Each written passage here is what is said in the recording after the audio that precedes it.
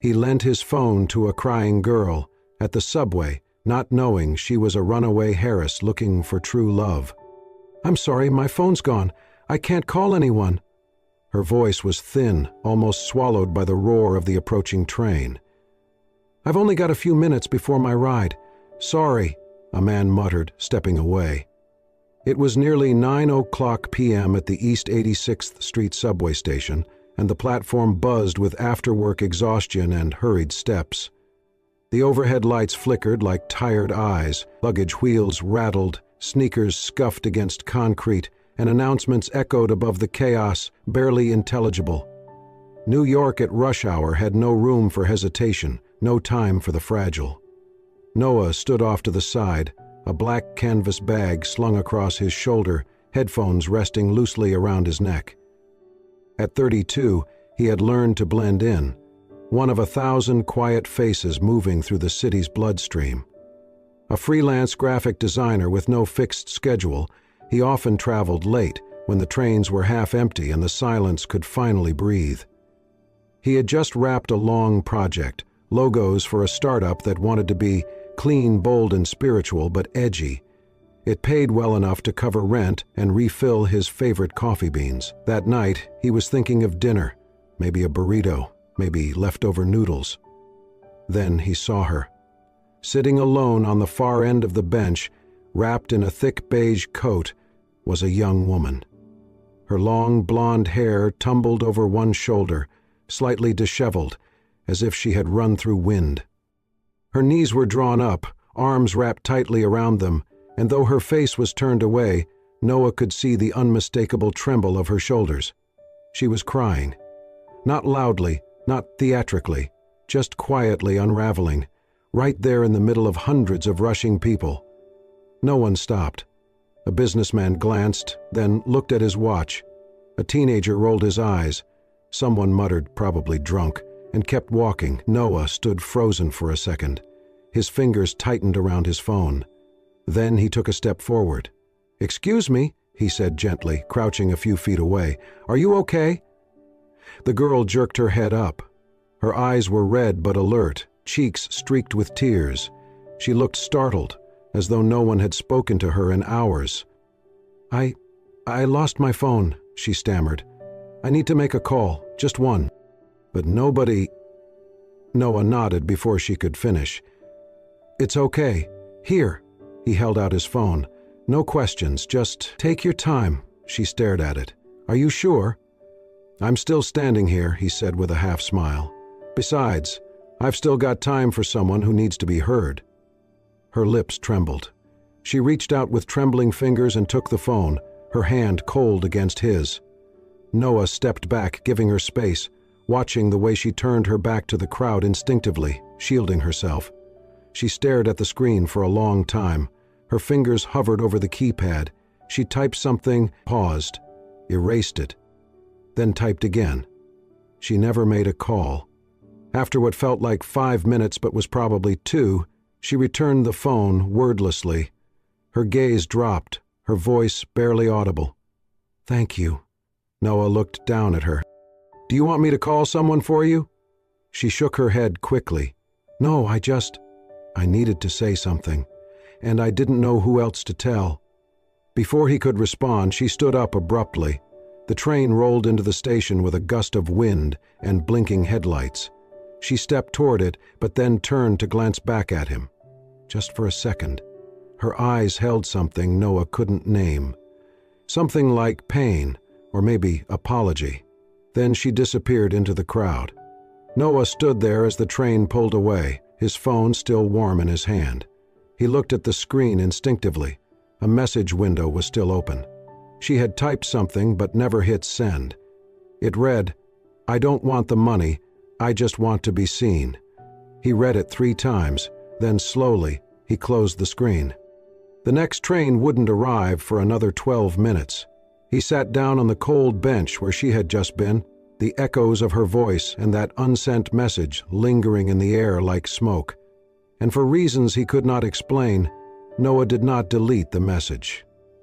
The train had long vanished down the tunnel, leaving only the familiar whoosh of wind and the scent of hot steel behind. Noah remained on the bench, staring at the phone in his hands. The screen was still lit, the messaging app open. She had never hit send.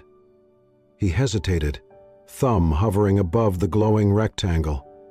He knew it was an invasion of privacy to look, but something about the way she had stared at the screen, trembling, aching, as if those words weighed everything she had carried, made him pause. The message was still there, untouched. "I don't want the money, I just want to be seen." 7 words, that was all.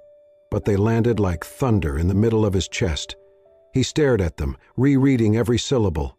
Not for meaning, because the meaning was clear, but for the ache beneath it.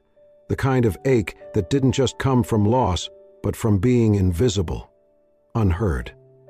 He locked his phone and stood slowly, feeling the chill of the subway platform finally settle into his skin. The bench where she'd sat was still warm, faintly so, like the echo of someone who had been there and yet somehow never belonged. By the time he stepped out onto the sidewalk, the city had settled into its usual rhythm. Taxis honked, neon signs blinked, and people moved with the same determined pace they always had. The moment underground already felt like a dream, too delicate for the world above. When he got home, he didn't turn on the lights right away.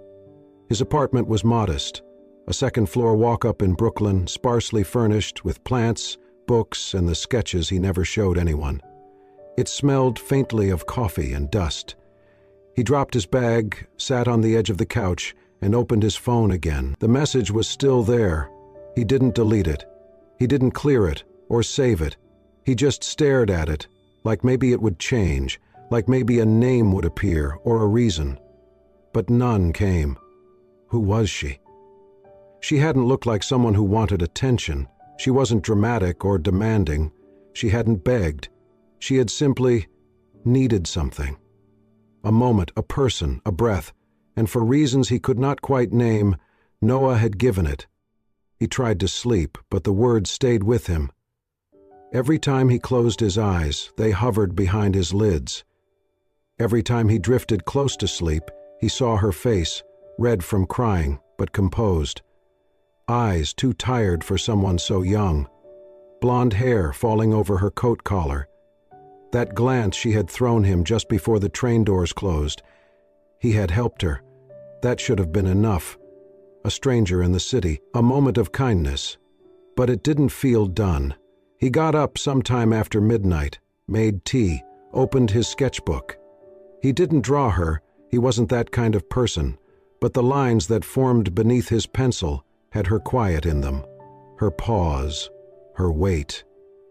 By morning, the message was still in his phone. Noah didn't know who she was. He didn't know where she had gone. He didn't even know her name. But somehow he knew this wouldn't be the last time he thought of her. And somewhere, deep in a part of him that rarely dared to hope, he wondered if she would come back. Not for the phone, not for the message, but for the one moment when someone had simply seen her. The city moved like always, too fast, too loud, too full of people, in a hurry to be anywhere but here. But that evening, Noah found himself walking slower. He had no particular reason to return to that subway station, no meeting, no job, and yet a quiet pull in his chest guided him back to the platform where, a few nights earlier, a girl with tear-streaked cheeks had borrowed his phone and left behind 7 unforgettable words. He took the same steps, past the same flickering light, the same chipped tile, and there she was, sitting on the same bench. Her long blonde hair was tied back this time, a soft braid resting over her shoulder. She wore the same coat, but now it was buttoned neatly. Her hands rested calmly in her lap, and her eyes, those same tired, striking eyes, were clearer. Still a little sad, but no longer drowning. She looked up and saw him. Noah froze. For a second, the station blurred around him, just noise and motion, but her gaze steadied him. She stood and took a slow step toward him, her boots clicking softly on the concrete. "I didn't think I'd see you again," she said. Her voice was gentle, but firm now, a steadiness in it that hadn't been there before. Noah smiled, unsure what to say. She looked down, then back at him. But every day since, I've come here, not because I had to, because I wanted to. I kept thinking, maybe the man with the kind eyes would pass through again. Noah blinked. You were waiting for me? Not waiting, she said, correcting herself softly. Just hoping. He let out a breath, something between a laugh and disbelief. They stood in silence for a moment, the train rumbling in the distance. Then she tilted her head toward the stairs. Would you like to get a coffee with me? Noah nodded. Yeah, I would. They walked together to a small coffee cart on the corner, one of those tiny silver ones that always smelled like burnt espresso and cinnamon. Neither of them spoke much. It was not awkward, just quiet, like the city had turned down its volume for them. He bought her a tea. She added just a little milk. They sat on a bench outside a closed bookstore, paper cups warming their hands. I'm Elena, she finally said after a long sip. You probably deserve to know that. Noah, he replied. She smiled. I'm not ready to explain everything, she said. But I'm not running anymore. Not tonight. You don't have to explain anything, Noah said. Not to me. She looked at him then, really looked, and something in her posture softened. Her shoulders relaxed. Her breath slowed. In the background, a street violinist began to play. A slow, familiar tune neither of them could name, but both instinctively understood. Noah didn't ask her where she lived. He didn't ask what had made her cry. He didn't ask about the message, and Elena didn't offer. They just sat, their drinks half finished, their hearts slightly more open than they had been an hour before. Two people, not looking for answers, just sharing silence in a city that never stopped moving. Every Thursday at 4, they returned to the same small cafe nestled between a flower shop and a bookstore, a place most tourists never noticed. The windows were tall and a little smudged, but the light that came through them made everything inside look softer, like even the hard things in life might bend a little here. It was always quiet in the afternoons. The barista, a woman named June, learned their orders by the second week. Chai for Elena, black coffee with a touch of cinnamon for Noah. She never asked questions, just smiled and slid their mugs across the wooden counter like a silent blessing. They always sat at the table by the window, where they could see the trees swaying in the park across the street. Sometimes they talked. Sometimes they didn't. But even the silence between them felt full, not empty. Noah spoke more than usual here. Maybe it was the way Elena listened, never interrupting, never rushing him. He told her about growing up in a small apartment with his grandfather, a quiet man who fixed clocks and taught him how to draw before he knew how to spell. He told her how he used to take apart old radios just to see if he could put them back together again, how he hated noise, but loved sound, vinyl crackle, pencil on paper, the creak of old floorboards. I think I was always a little bit behind, he admitted once, staring into his coffee. Like I understood things a few beats after everyone else did. Elena didn't laugh. She just nodded slowly and said, That's probably why you notice what other people miss. She was harder to read, but bit by bit she offered pieces of herself. She never named her family, never said where she lived, but she told him about her childhood, about rooms full of people who smiled with their teeth but never with their eyes, about long dinners where she was taught to listen but not speak, about having everything and feeling like she owned nothing real.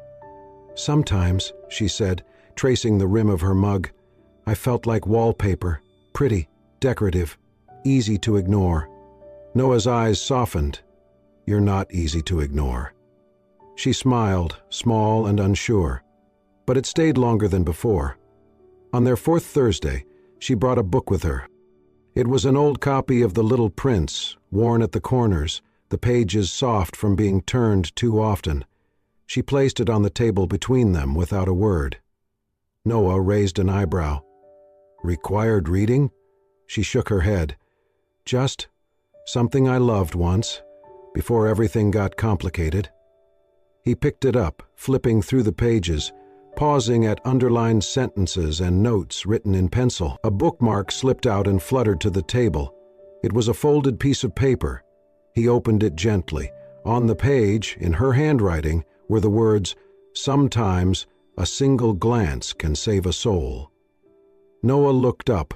Alina was watching him, her fingers knotted in her lap. "I wrote that a few days after I met you," she said quietly. "It just came out. I didn't know where to put it, so I kept it in a book. But I think it belongs to you now." The air in the cafe shifted, something unseen but deeply felt. Noah folded the paper and slid it back into the book, holding it carefully. "Thank you," he said, "for letting me see you." Alina exhaled slowly, like she had been holding that breath for years. They didn't say much after that. The conversation drifted into lighter things: favorite movies, the best cookie in the city, the worst haircut either had ever gotten. But something had changed. The quiet between them wasn't just comfortable now, it was shared. That day, as they left the cafe, walking side by side toward the setting sun, their hands brushed. Neither pulled away. The autumn chill had settled over the city, brushing its breath against every windowpane and turning the leaves brittle with gold. Elena and Noah still met every Thursday, but now it was more than a habit. It was a rhythm, quiet and essential. One afternoon they wandered through a photo exhibition tucked behind a quiet gallery near the West Village. The walls were lined with portraits of strangers, unposed, unpolished moments of people caught mid-thought, mid-laugh, mid-heartbreak. Elena moved slowly from frame to frame, her gaze lingering on faces that had never been trained to hide. "They're not smiling," she whispered. Noah stood beside her. "No, but they're not pretending either." She nodded, eyes glassy. "I spent so long learning how to smile at the right times. It took me years to realize no one ever taught me how to mean it." They stepped outside into the wind, and Elena tugged her coat tighter. They walked in silence for a few blocks until they reached the edge of Central Park. The benches were half empty, the trees rustling gently above. "Can we sit?" she asked. Noah nodded, and they found a quiet bench beneath a flame-colored maple. For a moment, all that spoke between them was the sound of wind and footsteps and distant laughter from the playground nearby. Then Elena said, "There's something I want to tell you." Noah turned to her. He didn't press. He just listened. "My last name is Blackwell," she began, her voice quiet but firm. "Elena Blackwell. My father is Thomas Blackwell. If you've read the business section in the last 20 years, you probably know that name." Noah didn't react. He just watched her face. "I was supposed to marry someone," she continued, "not for love, for convenience, for optics. The merger between two companies was going to be sealed with a wedding dress and a public smile." She paused, her breath catching slightly. "I tried to tell them I didn't want it, that it felt like selling myself off in silk and diamonds. They said I was being emotional, unstable, ungrateful." Noah's hands were still in his coat pockets, but he leaned just slightly closer. "So," she said, her voice shaking now, "I ran.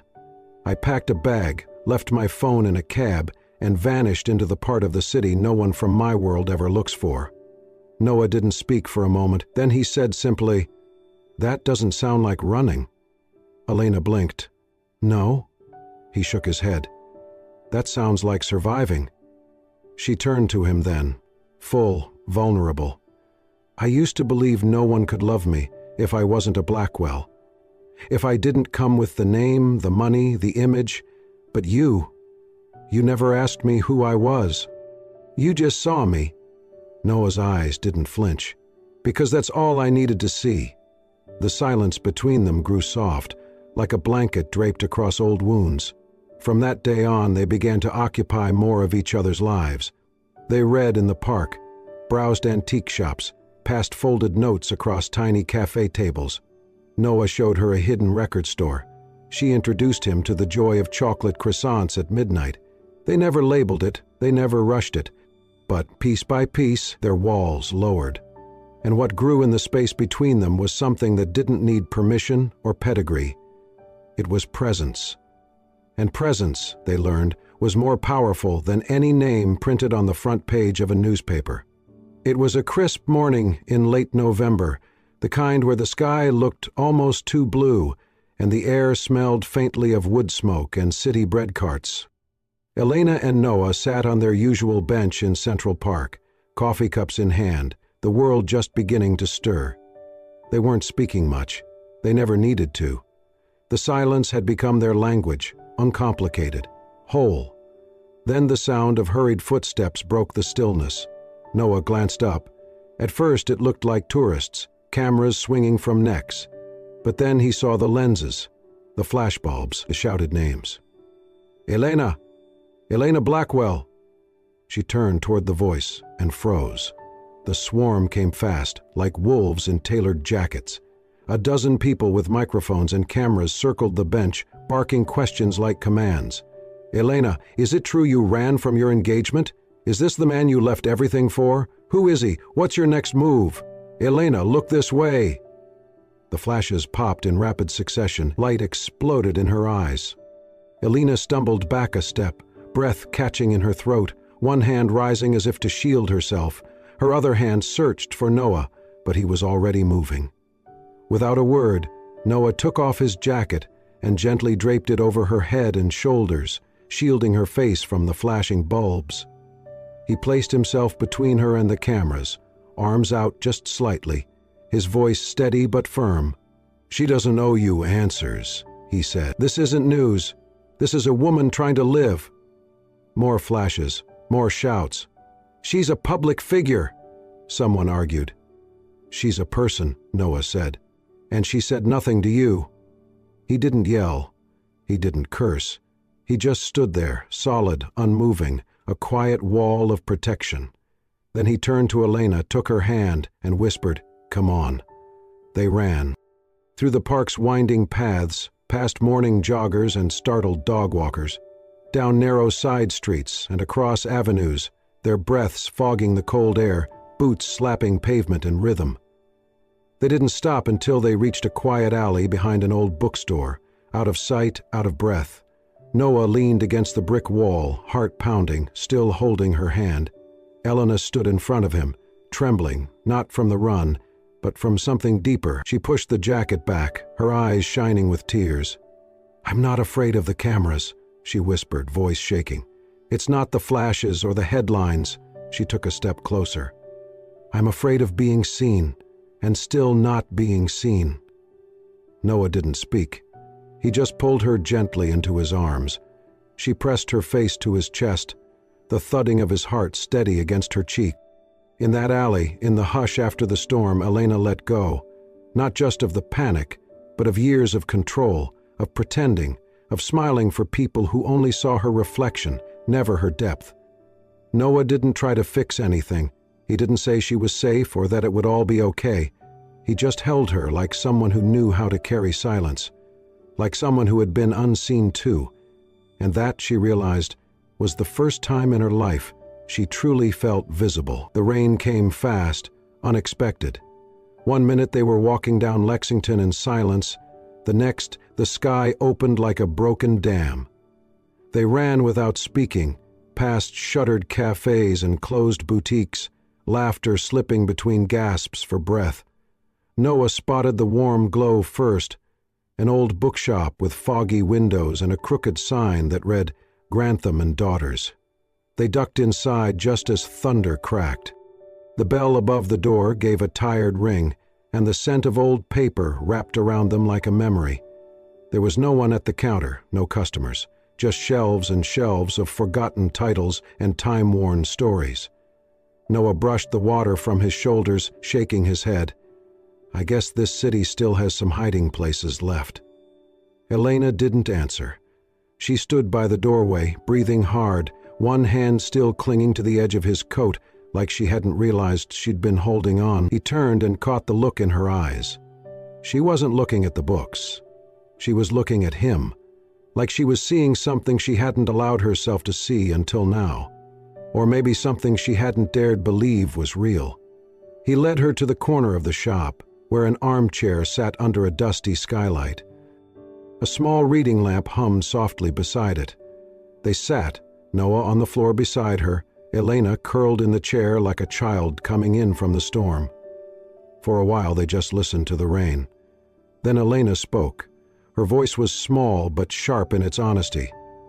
"I've spent most of my life being told what to do, where to stand, who to be. Everything from the way I wear my hair to the people I'm allowed to love has been decided for me." She paused, her hands twisting in the fabric of Noah's coat. "I know how to be obedient, how to perform, but I don't know how to be trusted. I don't know how to let someone in and believe they'll stay." She looked down, ashamed of the tremble in her fingers. Noah didn't try to fix it, didn't offer easy promises or platitudes. Instead, he gently reached out and placed his hand over hers. "I don't know what tomorrow brings," he said, his voice low and steady.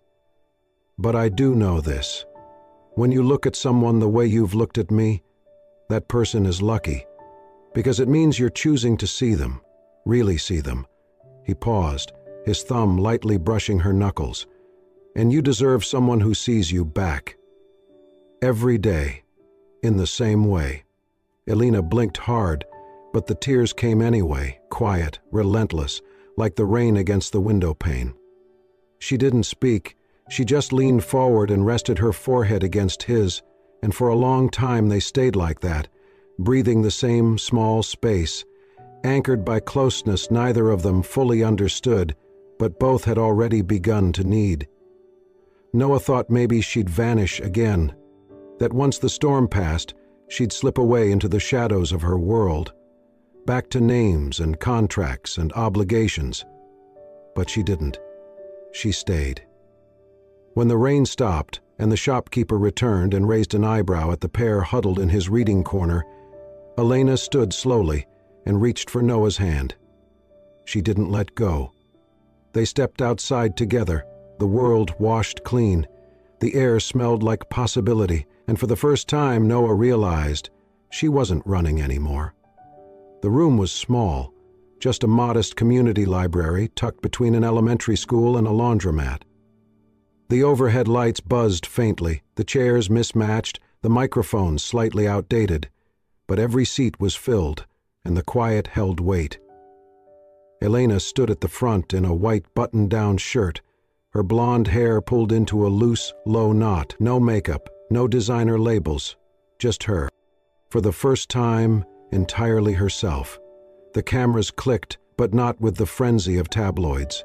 These were local journalists, community bloggers, a few curious neighbors, people who had seen the headlines, yes, but now came to hear from her, not about her. She took a deep breath and stepped forward.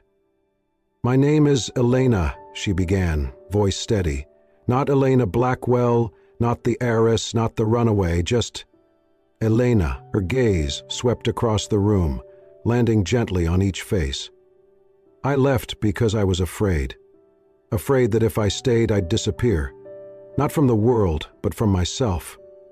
I was surrounded by people who saw my name, my value, my use, but not me." A pause, a breath. But something changed.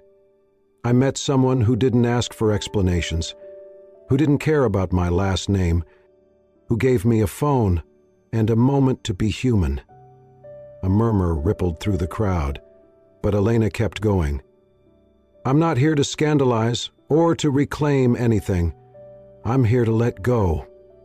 I've withdrawn from the Blackwell board. I've declined my inheritance. I've chosen something else." She smiled, soft and real. "A life where I'm not seen for what I represent, but for who I am." The applause was gentle, respectful, not roaring, but honest, just like the room, just like her. Weeks passed. The headlines faded, the noise settled, and in a quiet corner of Brooklyn, Elena and Noah opened a tiny book and tea shop. It had creaky wooden floors and tall windows that caught the afternoon sun just right. Mismatched chairs, shelves stacked with used books and handwritten notes tucked between pages. There was a corner for journaling, a shelf for anonymous letters people could write and leave for strangers, and a wall where people posted answers to messages they'd found. They named it Seen. On opening day, they brewed 5 pots of chamomile and gave away slices of lemon cake. A girl wrote to her father and left it in a book of poetry. A man wrote to his younger self and taped it to the window. No one judged. No one even asked. The space had become what Elena had longed for, a place where people could exist without explanation. One evening in early December, snow began to fall. Soft, drifting flakes that landed like whispers on the windowsill. The sign on the door flipped to closed, and the lights dimmed to their warmest glow. Inside, Noah sat on the long wooden bench near the back of the shop, an old quilt draped over his legs. Elena sat beside him, her legs curled beneath her, a mug of tea in her hands. For a long time, neither spoke. Then Noah reached into his pocket and pulled out his phone. "I never deleted it," he said, breaking the silence like the soft crack of a log in a fireplace. Elena turned her head. "Deleted what?" He unlocked the screen, tapped a few times, and handed it to her. On the display was a message, never sent, but still alive. "I don't want the money. I just want to be seen." Elena stared at it, her lips parting just slightly. Her fingers hovered over the screen. Then, slowly, she typed, "And I was. By you." She looked up at him and pressed send. Noah smiled. Not the small, polite kind he used with strangers, but the kind that reached deep into his chest, cracked him open and let her in. The next morning, the world was wrapped in white. Elena unlocked the front door of Scene, broom in hand, ready to sweep the snow from the steps. But something caught her eye. On the table just outside the door, beneath a paperweight stone, was a folded note on thick cream paper. She picked it up, opened it carefully. "Thank you for giving me a place to feel seen." No name, no signature, just that. She held the note to her heart and smiled, her breath misting in the morning air. Behind her, Noah stepped out of the doorway and wrapped a soft scarf around her neck. He kissed the top of her head, then the corner of her cheek. He whispered, "I never thought the girl who borrowed my phone would be the one to steal my heart." Elena turned, narrowed her eyes, and reached up to gently pinch his nose. "You're such a sap," she teased, lightly tapping his chest. "Guilty," he said, laughing. They stood there for a moment, the city waking up around them, the snow still falling gently, like punctuation to the quietest kind of love. Then they stepped back inside, together, and the little bell over the door chimed a soft welcome to whoever needed to be seen next. Sometimes, the smallest acts, like handing a phone to a stranger, can change the course of 2 lives forever. Noah did not need a name or a background to see Elena. He simply needed a moment of honesty and a heart open enough to listen. And Elena? She did not need wealth, power, or a perfect image. She just needed someone to stay when she stopped pretending. Their love was not built on grand gestures or dramatic confessions, but on silence shared, hands held through fear, and the quiet power of truly being seen. If this story touched your heart, reminded you of the beauty in small kindnesses, or made you believe in love again, please like, share, and subscribe to Soul-Stirring Stories, where every story is written to heal, to inspire, and to remind you sometimes the most unforgettable moments begin with a whisper. We'll see you in the next story. Until then, take care and never stop seeing the people who matter.